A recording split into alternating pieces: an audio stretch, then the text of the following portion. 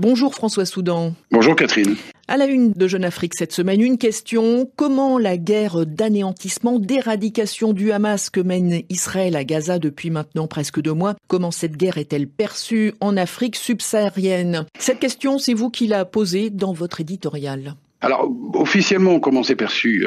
Officiellement, je dirais avec une certaine indifférence, une apparente neutralité, un petit peu finalement comme sur le conflit ukrainien, à cette différence près qu'il n'y a pas eu de vote à l'ONU sur cette question et donc aucune obligation pour les gouvernements africains de se déterminer clairement. La plupart d'ailleurs, en particulier ceux qui ont des relations diplomatiques avec Israël, sont quand même 46, préférant manifestement rester aux abris. Il y a un seul pays d'Afrique subsaharienne où ce débat a été porté sur la place publique avec manifestation à la clé, c'est l'Afrique du Sud, où le parti au pouvoir, l'ANC, est depuis les années 70, on le sait, un fervent défenseur de la cause palestinienne. En Afrique du Sud, il y a aussi, c'est aussi le pays qui compte la plus importante communauté juive d'Afrique, mais cette communauté blanche, en général aisée, est elle-même divisée. En dehors de cela, les prises d'opposition tranchées sont rares.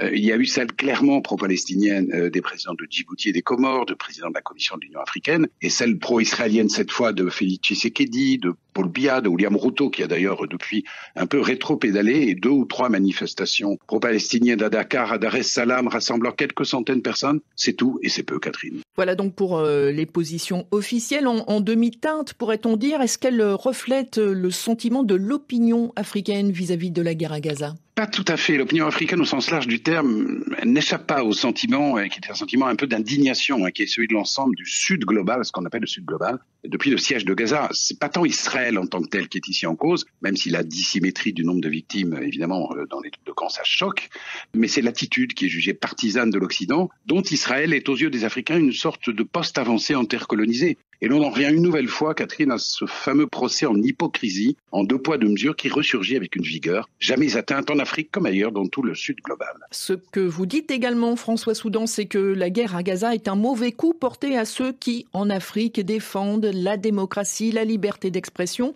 Que voulez-vous dire exactement ? Vous savez, il faut bien se rendre compte que le mantra de l'Occident et de ses valeurs, c'est l'universalisme. Donc le procès en double standard, en double langage qui lui est fait, c'est une arme de destruction massive.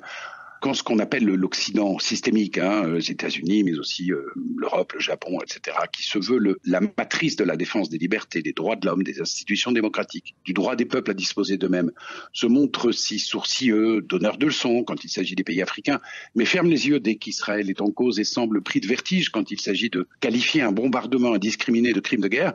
Quelle crédibilité, quelle légitimité ces mêmes pays occidentaux ont-ils réellement ?